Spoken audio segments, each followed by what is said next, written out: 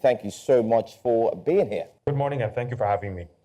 All right, let's start off first. When the story, broke, just a few hours ago, I would say some hours ago, it seems to have gathered mixed reactions. For some Nigerians, they were in shock. For others, it was as a result of why would this be happening now? But to authenticate what was said from BudgIT, can you take us through once again, and for clarity's sake, what really is going on with this budget from BudgIT, expose? Thank you so much for that question. So I guess why some of the Nigerians did not really react is because this is a mainstay of the federal budget process.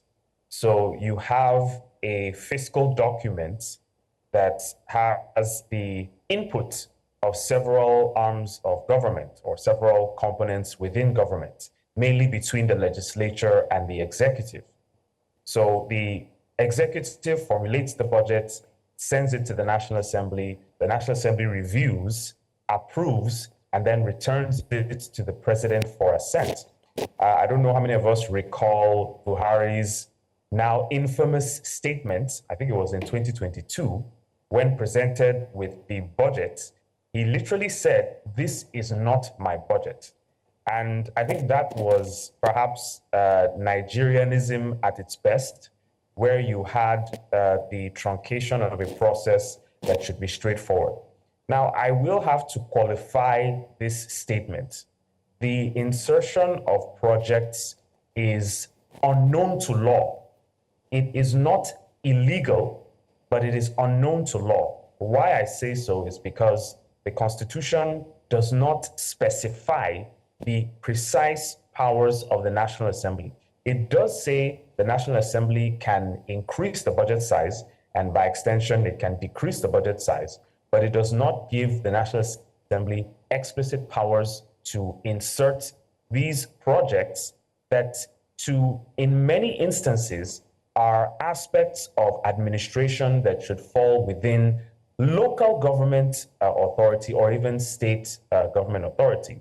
So in summary, I would say that from BudgIT's perspective, this is a usual practice, that started sometime after 1999 with constituency projects being put into the budget and, becoming full-blown insertions apart from the 100 billion that is earmarked for zonal intervention projects that is exclusively within the control of the National Assembly. There are several, challenges that arise from this, challenge, will I say, contracting, procurement, the tendency for abuse, but I guess we'll discuss that later in the interview. Yeah, we certainly will discuss that, yeah. Yes, and we have quite a lot to unpack. Just hold your thoughts for a bit. We'll go on a quick break, and when we return, we'll continue our conversation. Do stay with us.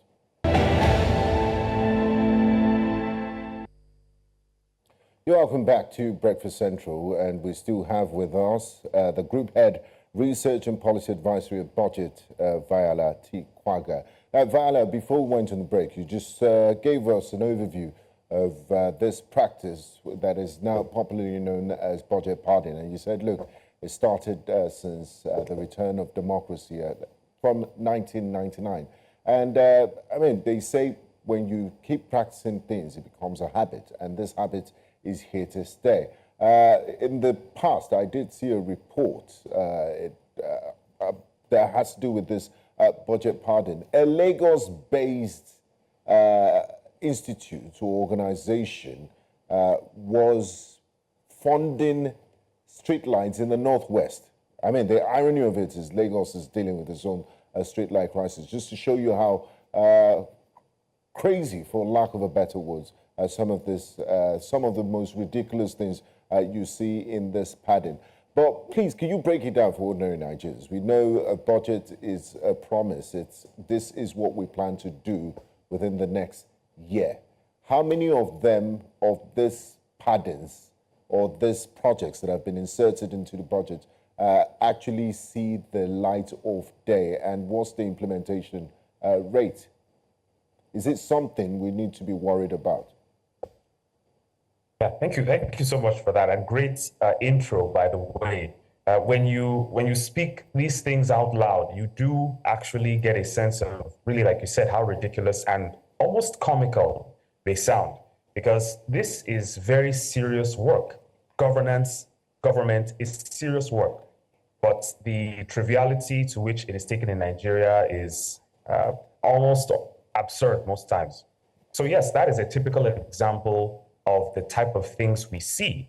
Our organization has written before on the practice of allocating projects to ministries, departments, and agencies that clearly do not have the capacity nor the mandate to carry out those projects. And it is obvious why this is done. This is done by, members of the National Assembly who want to corner these projects for their own purposes. I mean, I don't think I need to spell out why they do that. Why would the National Cereals Institute be constructing roads? Why would the Institute for Oceanography be constructing streetlights in some select parts of Kano State? It's nonsensical and it is absurd. But it just goes to show you the capture of the budget process by the National Assembly. And one would wonder how this would continue, where you have a president that, in many ways can ask the budget to be reviewed. Buhari could have easily said, this is not my budget, it needs to have these projects taken out. Or you simply strike them out from the budget, or you starve them of funding. And, to your question, to be fair, the capital expenditure component of the national budget tends not to be as well implemented as the recurrent component. I think the 2024 budget, from the latest information we have, which, by the way, I think is as of August 2024, the implementation rate isn't more than 50 to 60%. And that is, typical for the capital expenditure. The problem arises on two grounds. One, what is the value for money we are getting? Resources are already scarce. And if there's a competition between genuinely allocated projects for developmental purposes and projects such as, oceanography, constructing roads, there will be a problem in terms of value for money. Because how do you compare the ultimate impact of that project being done by a ministry that should not do it with one by a ministry that should do it, that is directed towards a developmental purpose? These are the problems that arise when you have this type of budgeting system, and when there's a lack of control by the executive following assent. This will always create concern and worry in the minds of any right-thinking Nigerian, that how is this process being hijacked, and these things are still being executed. I mean, there are many instances of members of the National Assembly that actually use these projects, in quote, as their constituency projects. Now, to be clear, there is every reason why the National Assembly should be involved in the process of budgeting. There is every justification for the National Assembly, members of the National Assembly, both House and Senate, to fight for projects in their respective constituencies and zones. But this should not come at the expense of, one, national development, and two, overstepping the bounds of their own authority. These streetlights, these inner city roads, these boreholes, these construction of town halls should be within the purview of the local governments or the states at best. What the National Assembly should be doing is focusing on projects that have that national flavor, that push the national developmental progress. Can you give us examples of such projects? Yeah, and also, whilst you're answering that, to speak to what these inflations are. This 6.93 trillion is a lot of money. How and, what areas did we see these inflations? How were they able to make it into the budget? So the examples of the projects that they should be doing or that they should not be doing? The ones they should be doing with the national flavor, yes. Okay, so this should be informed by evidence. This should be informed by data. The National Assembly has the National Assembly Budget Research Office, NABRO. it has the National Institute for Legislative and Democratic Studies, and it can work in conjunction with the Budget Office.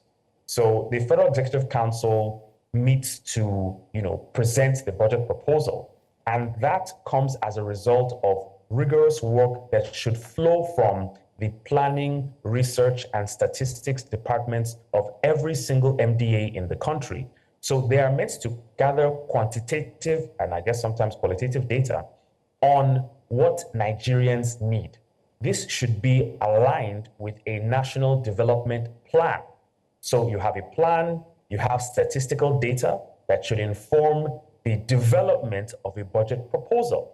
Now, this data will be different for different regions. There will be some states that will have unusually high maternal mortality, for instance. There will be some states that will have a high number of out-of-school children. There will be some states that have, serious insecurity concerns.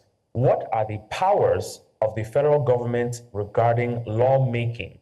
And how can that be fused with the budget process?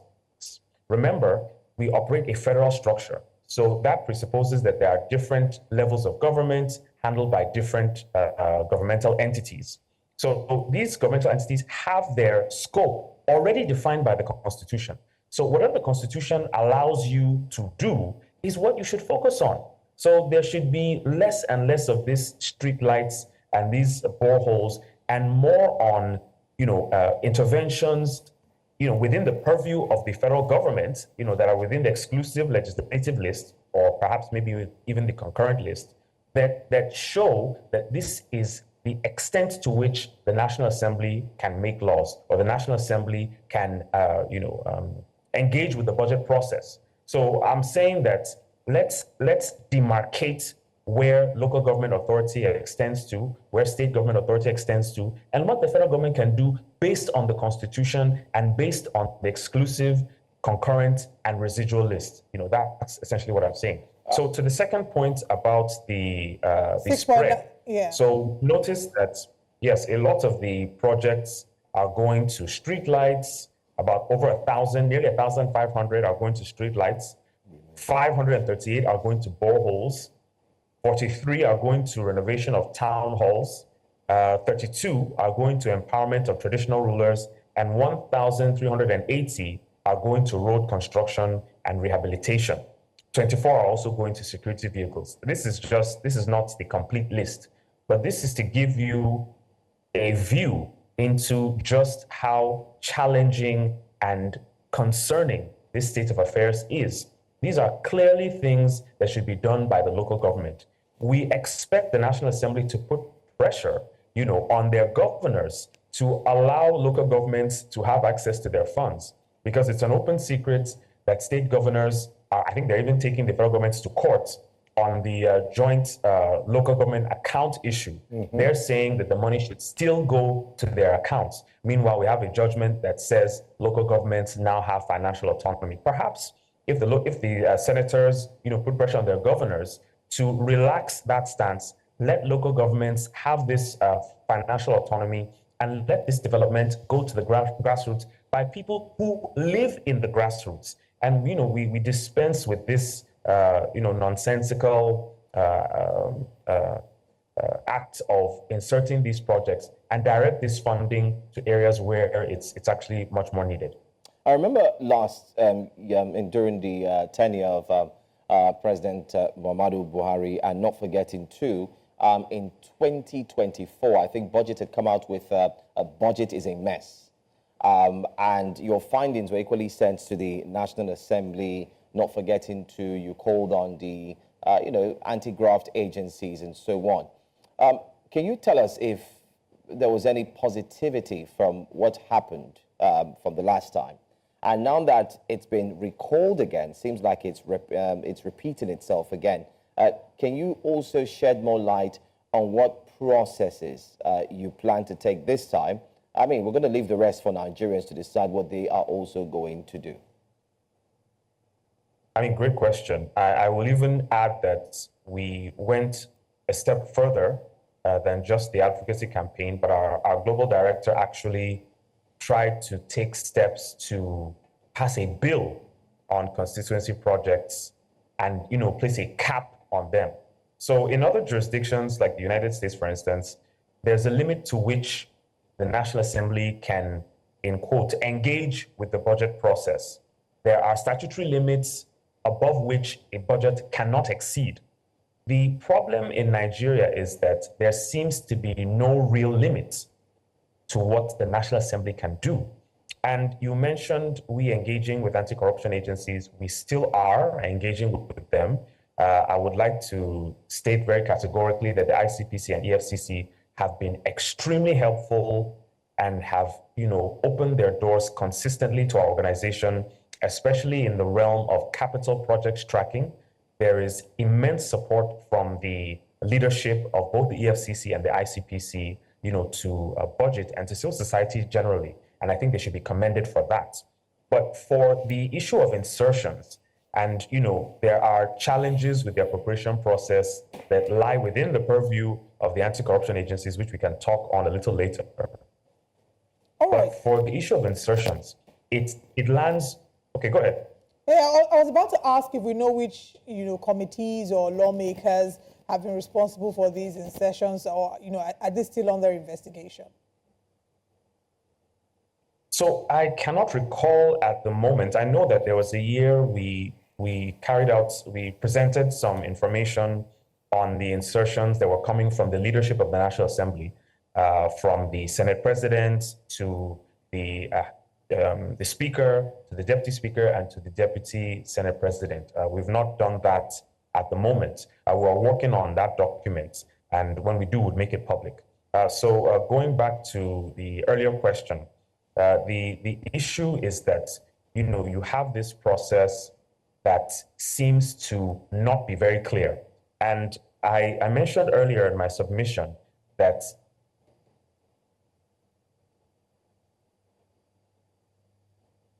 All right, a little network connectivity Hello, there. Vahyala, are you there? Ooh. Anyway, just like you see on the screen there, budget padding it seems to be a continuous conversation we'd always have, year in, year out. I mean, like you also mentioned, I remember what BudgIT did last year, also looking at the graphical representation there on the screen as well. Some of these projects and some of the companies that you hear that are handling these projects, I mean, they're very tough. Are you there with us again, Vahyala? yes, I don't know if you can hear me. Yes, We can. Please go ahead from where you stopped. Okay, so I was about to make the point that this process needs judicial interpretation. BudgIT is calling on the Attorney General of the Federation to have the Supreme Court interpret the Constitution and give a final pronouncement on whether or not the National Assembly has powers to insert projects. Why we feel that this should be illegal is because the National Assembly is effectively nominating projects and approving them. And the last time I checked, we operate the doctrine of separation of powers. So the National Assembly is effectively carrying out two functions, the functions of the executive and the legislature, which I think is clearly a violation of the doctrine of the separation of powers. Unless we say as a country, we are not practicing separation of powers, which is fine, we can decide to do that. But as long as we are, this thing needs to be interpreted by the highest court in the land, and a final pronouncement needs to be made. There's also legislation, that speaks to this budget process and the role of the stakeholders, the Fiscal Responsibility Act. And, interestingly, in our 2025 federal government budget report, we highlighted some of these issues. One of them was the manner in which the president amended the budget in January of this year. Ordinarily, it should be done by a medium-term expenditure framework. That came out in December. The president sends a letter in January, increasing the budget by nearly 5 trillion. We believe that that also is a violation of the Fiscal Responsibility Act.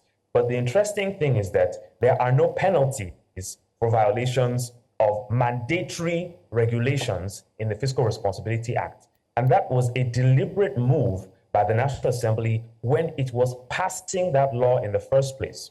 The law had all its penalties, removed. And what you have is simply just a law that mandates but does not provide a punishment.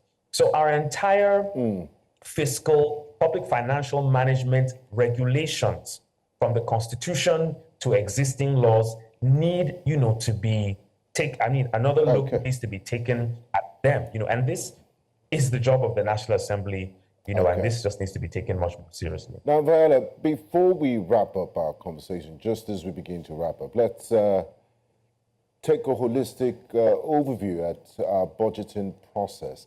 How much of it is informed by research and data? Because what we often get is regurgitation, copy and paste, and then increase in figures. Do they really, the budgeting office, do they put deep thoughts into these allocations and why they had these figures for X or Y project? I wish this wasn't the last question. I wish we had so much more time, because you've picked a bone that I love so much. There's no evidence that the budget is informed by data or evidence. It's not clear to me. It hasn't been clear to me ever.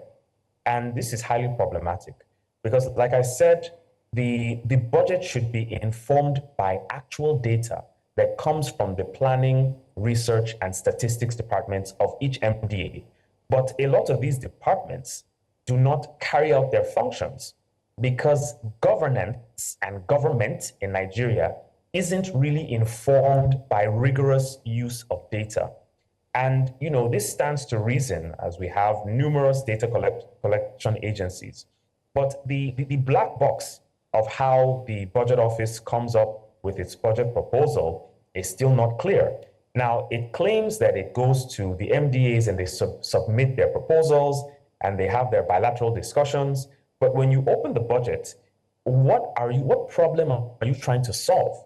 A budget is an aspirational document. It's technically just a wish because it should hang on something much more coherent, which is a national plan. The national plan should set the goals. The budget should be the operation by which those goals are to be met. The national plan should phase or sequence a reduction in a certain state of affairs. Government should be about problem solving. A reduction in security, okay, how much do we need to spend on security formations and operations? How can we tell when this goal has been achieved? Then you come into the monitoring and evaluation process. What is the M&E process like in Nigeria? The Buhari administration at the Federal Executive Council level, came up with a very, very nice document called the National Monitoring and Evaluation Framework. Unfortunately, it does not have the backing of any law. So MDAs are free, to ignore it if they want to. And the National Assembly, that is mandated with the constitutional right to oversight the implementation of the budget.